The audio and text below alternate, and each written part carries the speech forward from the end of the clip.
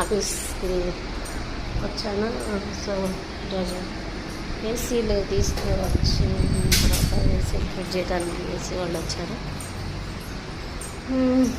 10:30 11 నాది office time.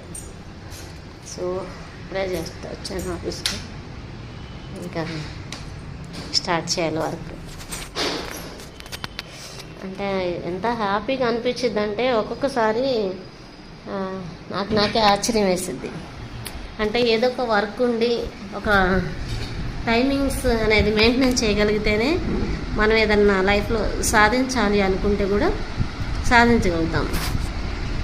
Same time ఏంటంటే ఏమీ పని లేకుండా ఖాళీ కూర్చుని కానీ ఏంటంటే బద్ధకం తెలియకుండానే మనమే ఏదో ఆలోచిస్తూ ఉంటాము. అట్లా కానీ వర్క్ ఉంది అంటే గబగబా పరిగెత్తుకుంటూ వస్తాం ఆఫీస్.